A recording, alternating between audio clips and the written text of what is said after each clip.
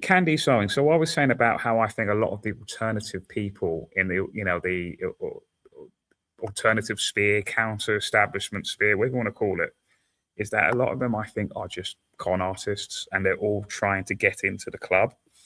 Now, I don't know if people were watching Unprecedented TV yesterday, the show I was doing. Candace Owens. So people ask me, oh, how did I meet her? Well, I went to the launch of Turning Point UK when it was, I think that was back in 2017 or 2018. Again, when I was a different person, a bit of a political stooge myself. But I went to that thinking that, oh, there is a solution here. There is no solution in these kind of organizations. They're all either controlled or they just don't have what it takes to do anything. I think ultimately, like I said, I think we ourselves need to do stuff and simply become totally withdraw all kind of consent that becomes totally ungovernable by just no longer participating in the system, the matrix, whatever you want to call it. No more voting, no more signing petitions. Get to a point where we're not paying taxes, not paying utility bills, perhaps not even have a general strike. I don't know. We've got to bring this regime right to its knees, I think personally, but that is a long-term solution. So Candy's own Keith Woods, who has been doing, people probably know Keith Woods. I think Keith Woods been on the UNM before. Keith Woods, who I'm not really a big lover of personally.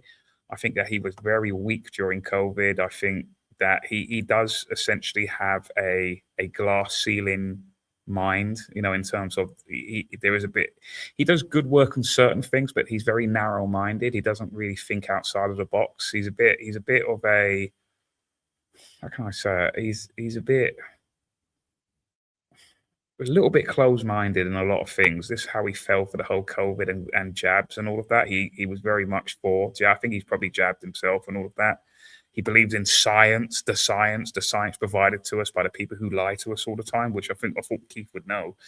But obviously, this is the sort of glass ceiling. You can see his limits of his how his perspective on things. I said that he is going after Candace Owens and calling her, as I believe too, that her stance on Charlie Kirk is just way over the top. And what did I say to Keith Woods? I said,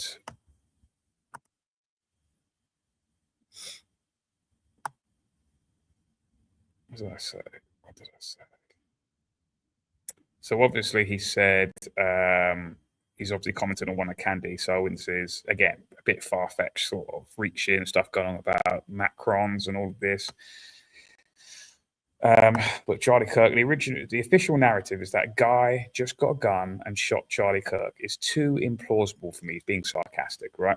I prefer Candace's theory that the French, Egyptian, and Israeli governments, Turning Point USA, international arms traffickers, Bill Ackman, the DuPont family, Charlie's friends, and the FBI orchestrated it using a team of tens of special forces members wearing maroon T-shirts, a trapdoor, Charlie's security team, a patsy, and Tyler Robertson's father. Right? Now, I've replied, no disrespect, Keith, but didn't you fall for the much easier to work out scam of the COVID era? If you couldn't even see through state propaganda of COVID/vaccine, then logically you won't be able to process the complexity of an Israel hit job. Do you believe JFK was killed by Oswald? So I imagine he would say, yeah, he was. I think it was because, again, even though Keith Woods is very articulate, very intelligent, and he's probably more intelligent than me academically, but when it comes to, I don't know, we want to call it streetwise or street smarts, or I don't know. I don't know what is there a word for it? I don't know. I mean, I don't know about the Egyptians but I do kind of believe that the latter part of it. I know they say, oh well, it's like what do they say? Not what's the Occam's razor? The most simplest solution is often the correct answer. It's usually the most likely, but I don't think so in this particular occasion. I do think it wasn't. I said it to Larry earlier. That the reasons why I thought that, um, as to why, but unfortunately, the person delivering this knowledge has gone a bit too far in it, i.e., Candace Owens, and she has become a bit of a liability. And it is possible now that she is perhaps being directed because, like I said, a lot of these people are just con artists and grifters. People like, I think, like Nick Tenconi and all of that, where they are basically signaling to the establishment saying, look how much of a good grifter I am. Look how much of a good con artist I am. Look at Tommy Robinson. He's like their best like con artist, right? And they use him in that way. They it's all, you can't get any in this society. We live in a society of con artists, right? We live in a society where if you are a good con artist, you will get into the halls of power in some way, in some sort of official or unofficial way, right? That's how I see. We live in a society of con artists, yeah. And the state will sort of, it's almost like they go to like a beauty pageant, and the judges are basically representatives of state, and then they come along with their grift, their little grift, whatever it is, their little niche grift, like Ricky Doolin, it's the healing or the American healing, and whoever it is, Tommy Robinson's going, I can get all these thousands of people to turn up in London on a certain day. It's like they show their power, like they show what their technique is and all that. And then the state goes, yeah, we could use that. Yeah, we'll think about it. Yeah, we'll call you back. It was that. What's that South Park? Like South Park they had a recent one of their long episodes of how it all works, how they get influencers, because that's what these people are. They're influencers. People like Candace Owens, Tommy Robinson, all of that. They are influencers, and basically, and South Park is very, very, very, very good in like giving political commentary, even though it basically started off as a cartoon about farting and stuff. It's like it actually does give very good political insight. Influencer auction, and I generally think this is what it is. It is basically to own this influencer, we'll start the bidding at 20. 20, do I hear 20? There's 20, do I hear 25? 25, let's say own this influencer, we'll start the bidding at 20. 20, do I hear 20? There's 20, do I hear 25? 25, let's say 25. 25, 30, 25 from Mattel Toys. Mattel Toys now the highest bidder at 25. 25, who's going to go for 30? 30, 30, 30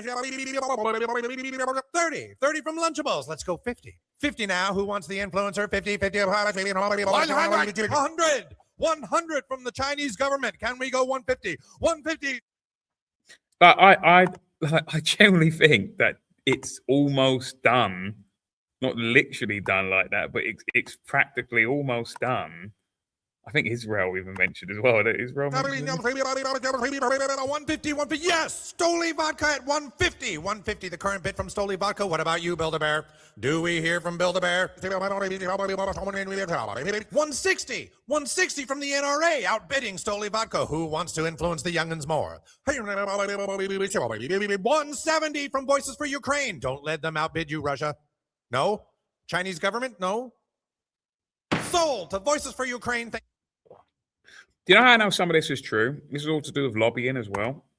So I obviously do a show for Unprecedented TV. That's the sort of network run by former Lib Dem MP Lempit Opek.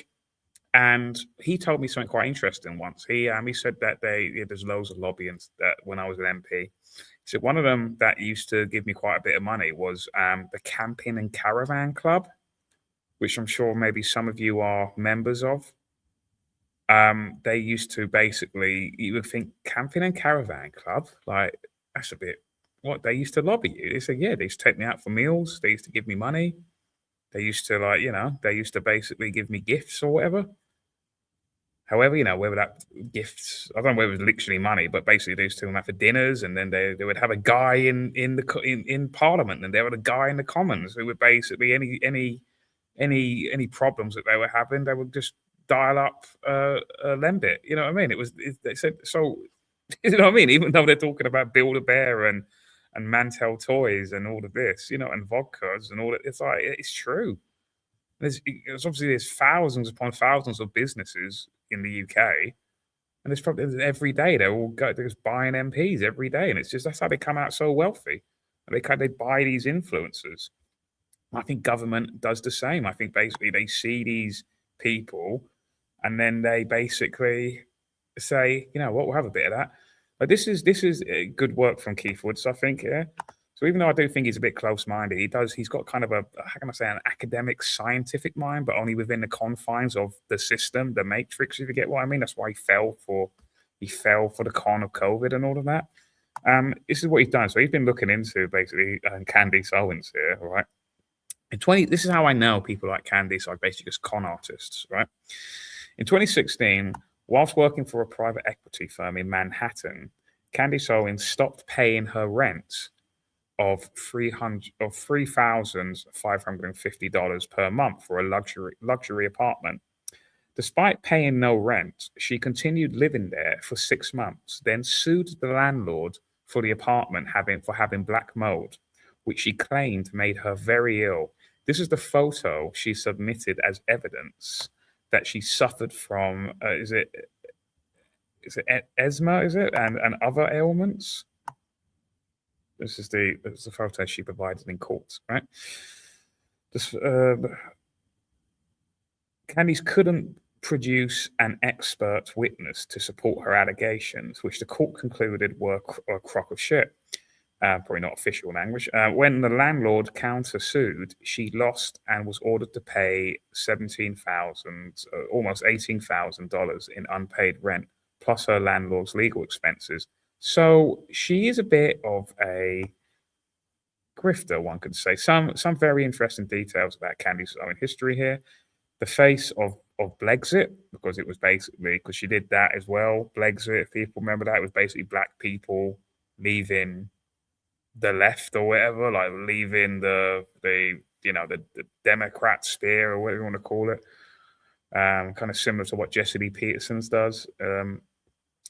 The face of Brexit was apparently a victim of coordinated racial abuse campaigns multiple times throughout her youth, which even implicated her school and the police. 2005, Candace Owens alleges that she was attacked by 3 white girls from her high school whilst working at Blockbuster. She claims they stomped on her while screaming racial slurs. See, this is why I don't trust Candace Owens, because she comes from that. She basically was a raging. How can I say this?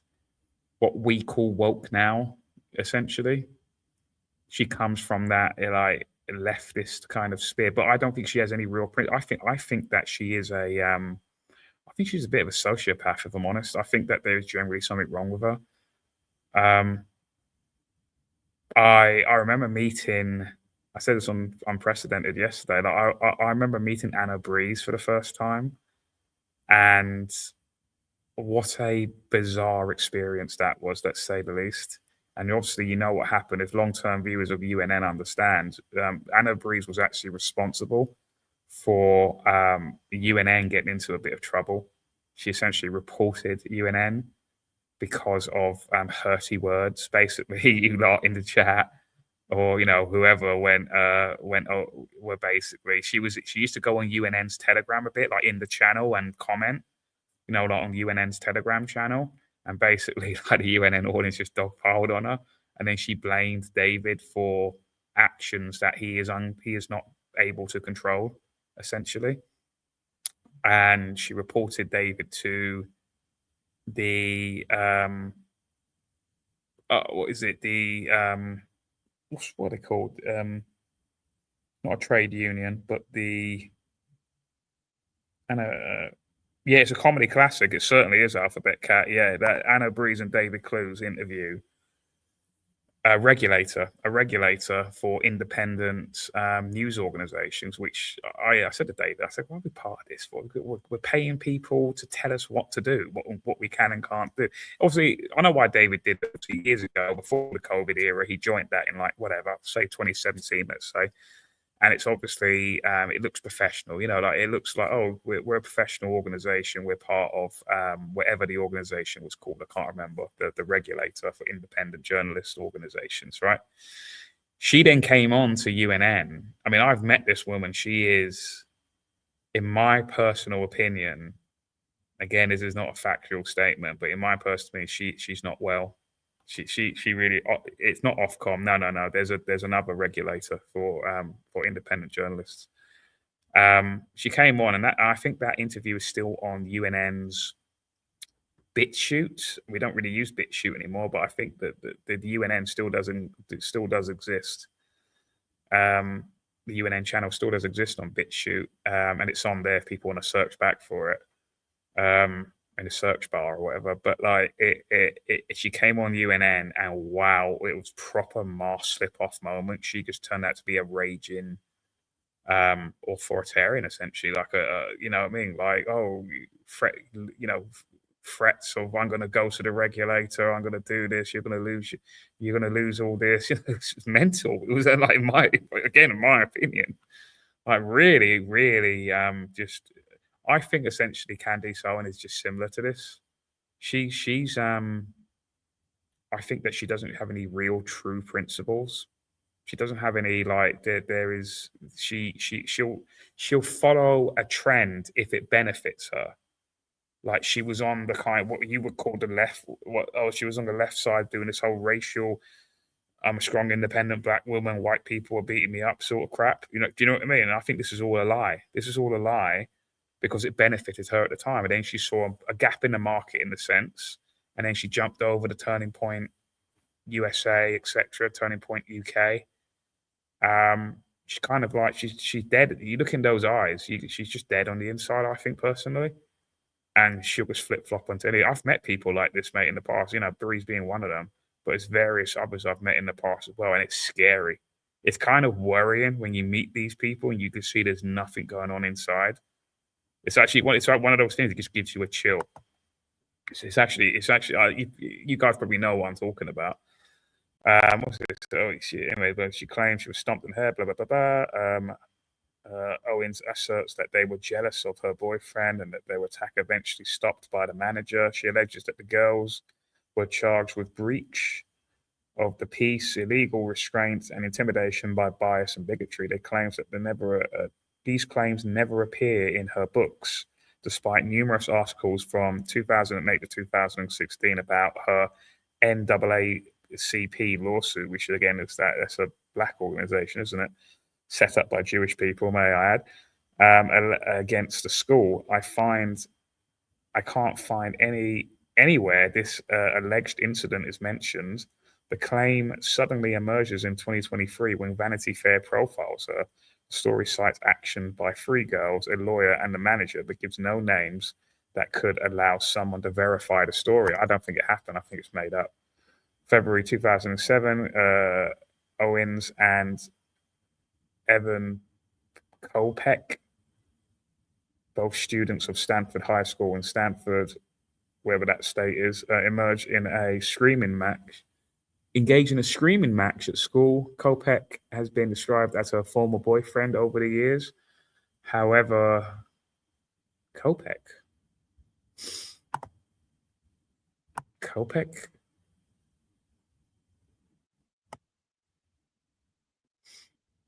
you say?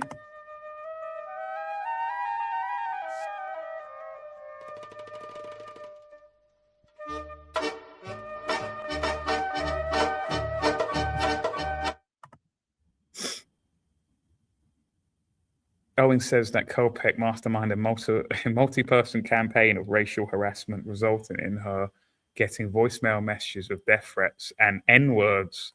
She accuses the police, the school, of protecting her perpetrators because she fingered the son of the mayor of Stanford. Well, oh my. The mayor's son said he did not know who Owens or Kopech were. The NAACP sued the school on behalf of Candace Owens. Is there a continuation of that? No, I don't know what happened. 2008, the school district paid her. See, this is what I'm talking about. This is where the scam comes from. I think that she's a total con artist. She's an opportunist con artist. And the fact that she's making a true crimes drama mockery of a guy who died. I know some people go, oh, he didn't die. Well, it doesn't matter. Like she's still making like a grift off someone's death, whether it's real or not. And that's what I'm talking about. There's something wrong with this woman. She's not, she lacks morality. She's a bit of a sociopath, I think. The school district paid her $38,000 to drop the lawsuit, probably because it would have cost them much more to defeat the lawsuit in court. Stanford Mayor Daniel P. Malley went on to become the governor of Connecticut. No one ever admitted to any wrongdoing. Owen alleges that the event caused her to develop a severe eating disorder.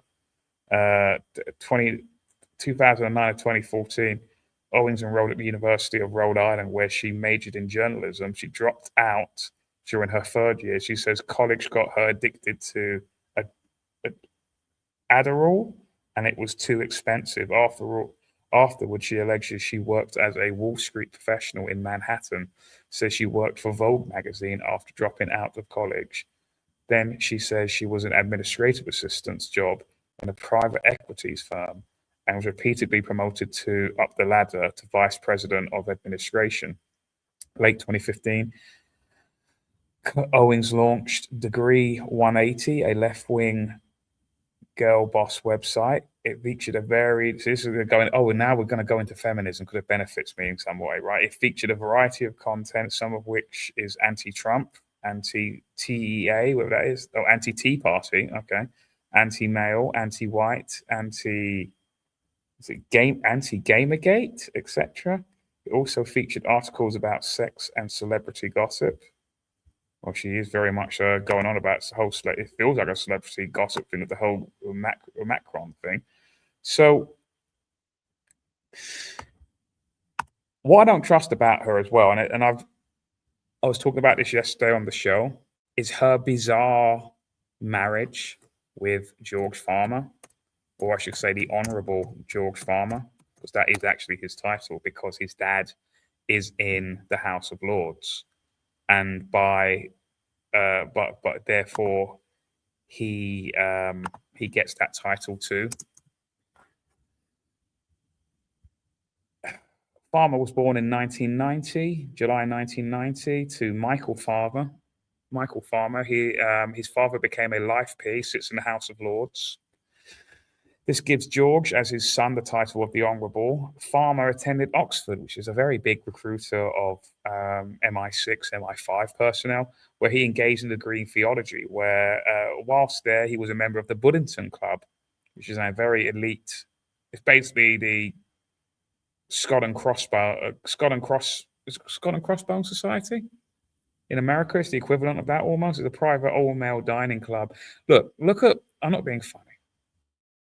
George Farmer, from what I've seen him in videos, etc., he comes across to me as gay, at bare minimum. I think this is another Keir Starmer kind of situation, right? He's in a lavender marriage with Candace Owens because I think he is a state representative of intelligence, of the intelligence services. The intelligence services, six eyes relationship with the Anglo-Spear intelligence service plus Mossad, that's a sick buy. They have recognized that Candace Owen is a good grifter, a good con artist at the state, that the six eyes can basically use. And because Candace Owen, in my opinion, is some kind of sociopath con artist that has no real principles or morals, she's never walked back from the whole social autopsy program that she developed basically with other people, investors, etc., which basically is a social autopsy, is a doxing program, doxing software to find. So all of you that are using like different handles to, which is your right to do, like not use your real name, etc. The social autopsy would basically trace you to your IP address, blah blah blah, and all this, and just work out who you are. She's never walked back from that because she has no morals. She doesn't really care about freedom or any of the stuff that she talks about, the truth and all of that. She is a scam artist, right? Most scam artist people do not have morals. That's why they do what they do. That's why scam artists scam old ladies out of money. that because they have no morals, they are lacking something. They are sociopathic, one could say, right? George Farmer, I think, is gay. He is a representative of security services.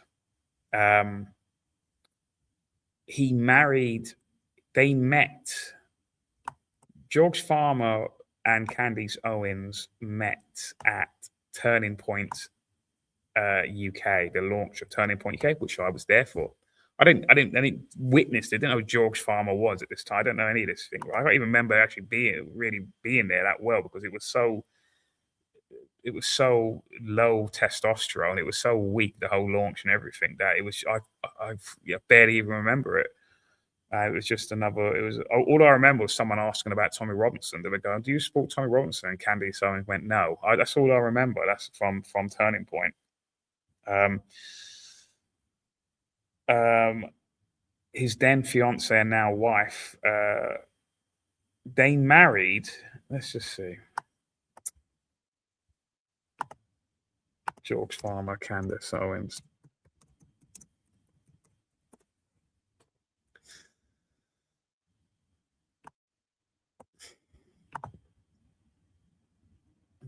Husband of Candace Owens. He was born in that. Blah blah blah blah. His law is the son of a lord. Again, establishment, total establishment guy. It makes me laugh. She's trying to lead the sort of vanguard of I am counter-establishment. I'm going to get down to it. It's like, you are establishment, love. You are married to the establishment, right? You're married. Your father-in-law is a House of Lords member, right? That is caught up in all of this shady sort of stuff, especially her husband. What did it say? He met Candace Owens at Turning Point UK in 2018 and proposed to her via FaceTime, equivalent to what I'm doing to you now, right? Same sort of thing. He proposed to her via FaceTime just 18 days after their first meeting. So they met at Turning Point UK's shitty launch. And then 18 days later, he proposed to her via a telephone screen, probably, or a laptop. That's not weird at all, is it? The couple married on August 31st, 2019, in Trump's winery a year later and had 4 children together. This is the juicy bit now. Owens often refers to Farmer, her husband, as the Supreme Court, highlighting his significant influence over her work decisions and public appearances. The couple resides in Nashville, Tennessee, where they own multiple properties. So he gets the final say. George Farmer is her boss, essentially. Her husband is her boss.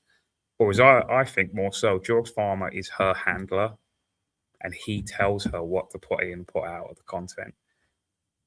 So for some strange reason, Candace Owens is going way too over the top with this, and I think that's being done on purpose by George Farmer, being directed by George Farmer, who I think is generally a spook. All the stuff he's been involved in. Farmer has built a career in finance and entrepreneurship, working as a hedge fund manager and co-founding the Bannon Group, a venture linked to former Trump advisor Steve Bannon. He served as CEO of Parler, a social media platform positioned as a free speech alternative from 2021, the platform's closure in 2023. He was also the former chairman of Turning Point UK, Nick Tenconi's thing as well, the British branch of the conservative youth wing of Turning Point USA, obviously attached to Charlie Kirk. Also, what's interesting, the reason why Parler had massive, it failed ultimately because Parler was basically the main platform for organizing the January the 6th Capitol Hill protests, or whatever you want to call it, where protesters were encouraged to storm the Capitol, and a lot of people got arrested for it. But what's interesting as well is that they were introduced by how they met. How they were introduced was from a guy called George Maplin. And George Maplin is the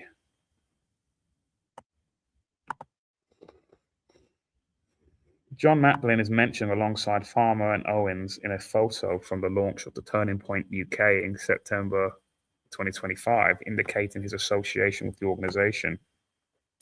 But they were introduced by John Maplin, and John Maplin is his family. The Maplin family have a jewelry, basically they're jewelers, and they are responsible for literally the British crown jewels in this country. So there's a royal connection as well to all of this. And when you see Candace Owens's shows, she goes on about, again, sensationalism. Again, George Farmer has the final say on this. Hey, George, do you think that I should go on the show and start saying that, start telling people about the dreams I've had of Charlie Kirk and how I've seen him in a dream and he's speaking to me via dream, saying that I got to solve the Scooby-Doo mystery of how I was killed and all of that? And you would think if he's the Supreme Court, if he's the final word of, do you think that's a good idea? Surely it'll be no. But he's greenlit this. He's greenlit this, right? And what it reminded me of when I was hearing all this stuff about Candace Owens saying that she's seeing Charlie Kirk in her dreams, and they're communicating via the dream world. It reminded me of, again, the royal connection. It reminded me of Princess Diana's butler, Paul Barrow, where he also was stating that he was seeing Princess Diana in dreams. Paul Barrow, Princess Diana's former royal butler, has stated he believes Princess Diana visits him in dreams and speaks to him. He described these experiences as regular occurrences, not frightening or delusional, but simply happening involuntarily. Barrow said he often dreams of apartments 8 and 9 in Kensington Palace, where Diana lived her death in 97, and that the details of the room, including the locations and the possessions like cashmere sweaters and her desk, are vividly remembered. I mean, that's quite a coincidence, isn't it?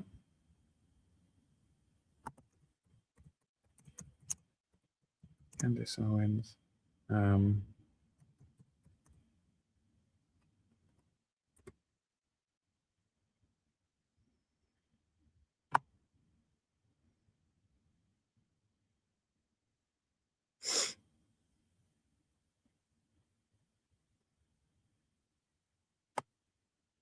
Is there a clip of it?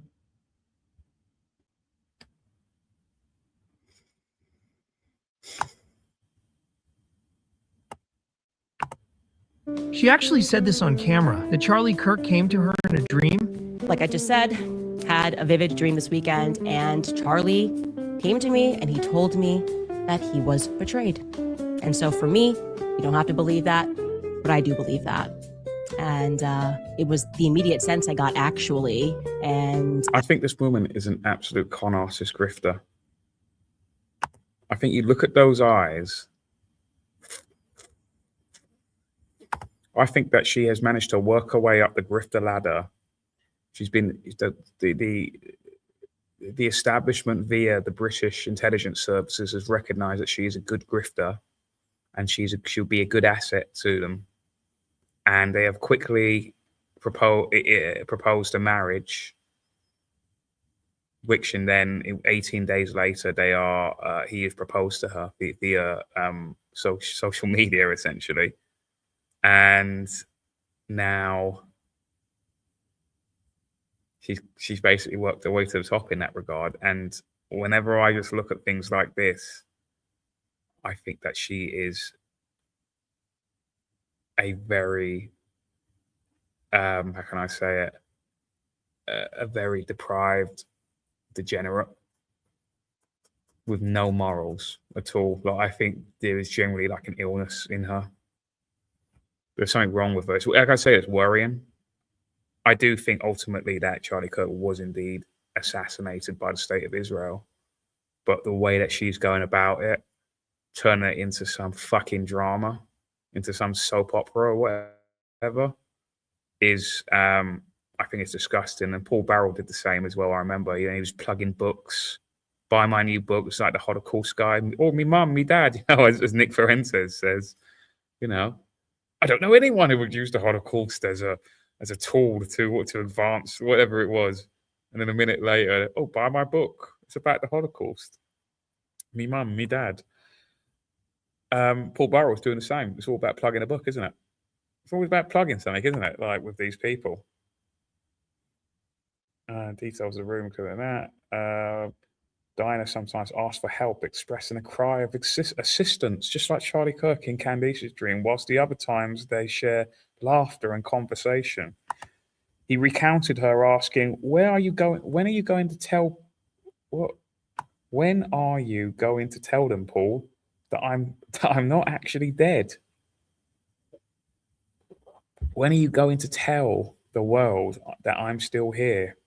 To which he responds, "We'll put it off for another day. They're not ready for it. We'll wait." But also shared that he hoped Diana would give her blessing to his decision to marry his boyfriend, Graham Cooper. I think Graham Farmer is gay, just like Paul Barrel. But since she is not physically present, he relies on these dreams encounters for comfort. He acknowledged the existence as unnerving, but he has learnt to embrace it, stating he can hear her laughter and feel her presence. I don't know who exactly it is that betrayed him, but I also felt in the dream that it is soon going to be revealed, that it's actually inevitable that it is going to be revealed, that there is nothing and no one that is going to stop the truth from coming out, and it is going to have international consequences. She actually said this on camera.